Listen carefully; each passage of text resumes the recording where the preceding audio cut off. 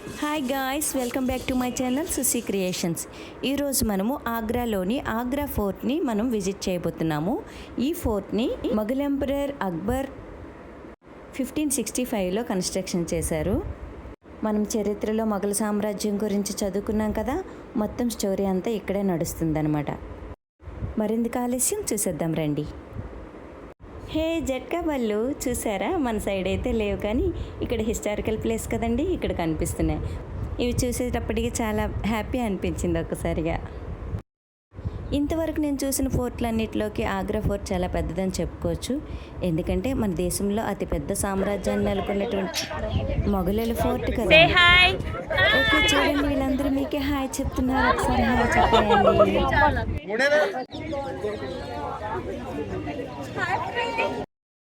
ఇంకా historical place చూస్తున్నాం కదండి, మా అందరిలో ఒకటే ఉత్సుకత, ఎప్పుడెప్పుడు చూస్తామా ఆగ్రా ఫోర్టు.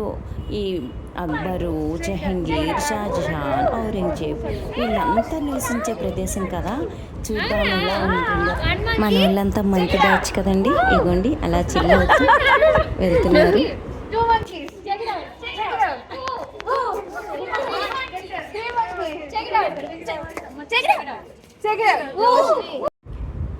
ఈ ఫోర్ట్కి ప్రధానంగా 2 దారులు ఉంటాయండి. ఇది రాజమార్గం అన్నమాట, మొత్తం రాజులంతా కూడా వెళ్ళే మార్గము. ఇప్పుడు మనం ఆ మార్గంలోనే వెళ్తున్నాము. ఇంకొకటి సైన్యం వెళ్ళేందుకు, మిలిటరీ సైన్యం వెళ్ళేందుకు వేరే దారి ఉంటుంది. ఇగో ఈయన ఏదో చెప్తున్నాడు, ఒకసారి వినండి guide. So we can visit only Jahangir Palace and Shahjahan Palace.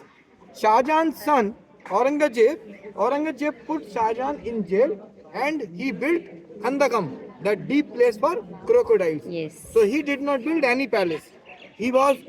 He liked only security. Okay, so right now we have to move right side. Okay, move. Yeah, ఇదిగోండి కనిపిస్తుంది కదా, అదే జహంగీర్ ప్యాలెస్. అక్బరు జహంగీర్ కోసం నిర్మించిన ప్యాలెస్ అనమాట. జహంగీరు అంటే అక్బర్కి చాలా ఇష్టం అనమాట, అల్లారు ముద్దుగా పెరిగాడు.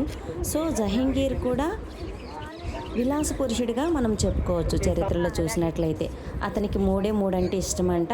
1 వైన్, 2 స్త్రీ, 3 యుద్ధం. ఈయనకి అధికారికంగా 2 భార్యలంట, అనధికారికంగా 500 మంది వరకు ఉండొచ్చు అంటున్నారు. చూడండి, ఇది జహంగీర్ ప్యాలెస్, మనం ఎంటర్ అవుతున్నాము. ఇదంతా కూడా చాలా అద్భుతమైన నిర్మాణం అండి. అప్పుడు తాజ్మహల్కి ఎటువంటి స్టోన్ అయితే యూజ్ చేశారో అదే స్టోన్ ఇక్కడ కూడా యూజ్ చేశారంట. ప్రతిదీ కూడా శిల్పకళ అంతా కూడా అప్పటి నిర్మాణ శైలి అంతా కూడా చూడండి, చాలా చక్కగా ఉంటుంది. అద్భుతమైనటువంటి వాస్తు శిల్పకళ. ఈ ప్రదేశంలో అంతఃపుర సాంస్కృతిక కార్యక్రమాలు ఏవైనా జరిగేవి.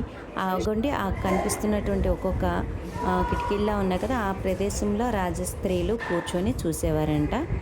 ఇదంతా కూడా ఓపెన్ ప్లేస్లా ఉంటుంది. ఏ కార్యక్రమాలైనా ఆ గ్రౌండ్లో జరిగితే చుట్టూ కూడా రాజస్త్రీలు, అంత రాజకుటుంబ సభ్యులందరూ కూడా తిలకించేవారనమాట. చూసారు కదా, ఇదంతా కూడా జహంగీర్ ప్యాలెస్ అనే చెప్తారు. తర్వాత షాజహాన్ ఈ కట్టడాన్ని కూడా ఇంకా ఎక్స్టెండ్ చేశారు. ఇది చూసారా, ఇది షాజహాన్ని బంధించిన స్థలం అండి. ఈ ఏరియాలో ఔరంగజేబు షాజహాన్ బంధించాడు. ఎందుకంటారా, షాజహాను మరలా ఇంకో తాజ్మహల్ కట్టడం కోసమని కన్స్ట్రక్షన్ స్టార్ట్ చేశారంట. ఇది ప్రజాధనం వృధా చేస్తున్నాడని చెప్పేసి, లాభం లేదని చెప్పేసి ఔరంగజేబు షాజహాన్ని హౌస్ అరెస్ట్ చేశారంట. ఇక్కడ ఇదిగోండి, ఇక్కడ నుంచి చూసినట్లయితే మనకి తాజ్మహల్ చాలా చక్కగా కనిపిస్తుంది అనమాట వ్యూ. ఇలా తాజ్మహల్ కనిపించే విధంగా ఔరంగజేబు తన తండ్రి ఇక్కడ నుంచి తాజ్మహల్ చూసుకోవడానికి అనుకూలంగా ఉంటుందని చెప్పి వ్యూ ఉండేలాగా ఇది కన్స్ట్రక్షన్ చేశాడంట. ఈ విధంగా ఇక్కడ హౌస్ అరెస్ట్ షాజహాన్ని చేయడం జరిగింది. ఇదిగోండి, ఇక్కడే షాజహాన్ని బంధించారంట ఈ గదిలో. ఆయనతో పాటుగా మిగిలిన ఖైదీలు కూడా ఇక్కడ ఉన్నట్టుగా చెప్తున్నారు. చాలా ఖైదీలు ఉండే ప్రదేశంలాగా, జైల్లాగా ఉన్నాయి చూడండి. ఇదిగోండి, ఈ మరిన్ని విశేషాలు మనతో షేర్ చేసుకుంటున్నారు, వినండి మీరు కూడా.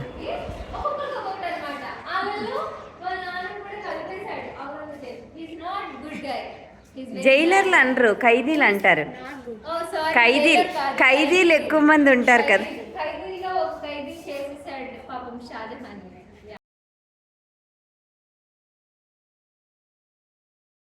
ఇదిగోండి, ఇదంతా కూడా షాజహాన్ని బంధించిన స్థలంగానే మనం చూడొచ్చు. చాలా విశాలమైన ప్రదేశంలోనే మనకి ఇది కనిపిస్తుంది. ఇకపోతే ఇక్కడ నుంచి వ్యూ చూడడానికి చాలామంది జనాలు ఎగబడి చూస్తున్నారు చూడండి. ఎందుకంటే ఇగోండి ఈ ఏరియాలో నుంచి చూస్తే తాజ్మహల్ చాలా చక్కగా కనిపిస్తుంది. ఇక్కడికి ఆ యమునా నది, తాజ్మహల్ అన్నీ కూడా మనకి క్లియర్గా కనిపిస్తున్నాయి. చాలామంది ఇక్కడ నుంచి వెళ్ళి చూస్తారు. షాజహాన్ ప్రతిరోజు మార్నింగ్ వెళ్ళి అక్కడ నిలబడి తను కట్టించినటువంటి తాజ్మహల్ని చూస్తూ ఉండేవాడంట. తన శాశ్వత జీవితం అంతా అలాగే గడిపేశాడు పాపం. ఇదిగోండి కోట చుట్టూ కందకాలు అనేవి అన్నారు కదా. ఇదిగోండి ఈ విధంగా కందకాల నిర్మాణం జరిగింది. రెండు రకాలైనటువంటి కందకాలు అనేవి ఉండేవి. ఒకటి యానిమల్స్ అన్నీ కూడా, వైల్డ్ యానిమల్స్ అన్నీ కూడా ఒక కందకంలో నివసించేటట్టుగా నిర్మాణం చేశారు. ఇక్కడైతే క్రోకోడైల్స్ అన్నీ కూడా వాటర్ కందకం అంట. వాటర్ కందకంలో క్రోకోడైల్స్ అవన్నీ ఉంటాయి. ఈ విధంగా పటిష్టమైనటువంటి భద్రతా చర్యలు అనేవి అప్పుడు ఉండేవి కోట చుట్టూను. దీన్నే హవామహల్ అంటారు. చాలామంది ఫారినర్స్ కూడా వస్తారు ఇది విజిట్ చేయడానికి. మన ఇండియన్సే కాకుండా ఫారినర్స్ కూడా తాకిడి ఎక్కువగానే ఉందండి. ఇదిగోండి ఇది చూడండి, దీన్ని కాష్ మహల్ అంటారు. అంటే స్పెషల్ మహల్ అని అర్థము. ఇది మిడిల్లో ఉంటుంది. అంటే ఇది షాజహాన్ ముంతాజ్ మహల్ యొక్క మెయిన్ రూమ్స్గా చెప్పుకోవచ్చు. ఇక్కడ ఏ రూమ్స్కి కూడా డోర్స్ అనేవి ఉండేవండి, కర్టెన్స్ మాత్రమే ఉండేవంట. కాకపోతే అద్భుతమైన శిల్పి నిర్మాణం చూసారా ఎంత బాగుంది. రెడ్ స్టోన్ మీద ఇదంతా కూడా హిందూ ట్రెడిషనల్ వాస్తు శిల్పకళనే మనం చెప్పుకోవచ్చు. తిరుపతిలోని ఏ విధమైనటువంటి కట్టడాలు కట్టారో అదే శిల్పకళ ఇక్కడ కనిపిస్తుంది మనకి. షాజహాన్కి 6 పిల్లలు, ముఖ్యంగా 4 కుమారులు, 2 కుమార్తెలు. ఇగోండి కుమార్తెల కోసం స్పెషల్గా 2 భవనాలు కట్టించాడు. ఈ 4 కుమారుల్లో ఆఖరివాడే ఔరంగజేబు తను షాజహాన్ ముసలి అయిన తర్వాత తన్ని పక్కన పెట్టి తన రాజ్య ఆక్రమణ చేసుకొని మరి తను పరిపాలించాడు. మొఘల్లో సామ్రాజ్యం ఔరంగజేబుతోనే అంతమైందని చెప్పుకోవచ్చు. ఔరంగజేబ్ తర్వాత పటిష్టమైనటువంటి రాజులు ఇంకెవరూ లేరు. ఆ తర్వాత కాలక్రమేణా మొఘల్ సామ్రాజ్యం అంతమైపోయింది. ఇదిగోండి ఇది మొఘల్ సామ్రాజ్యంలో స్త్రీల అంతఃపురంగా చెప్పుకోవచ్చు. ప్రత్యేకమైనటువంటి గదులు స్త్రీల కోసం నిర్మించారు. ఇక్కడ పురుషులకు ప్రవేశం లేదు.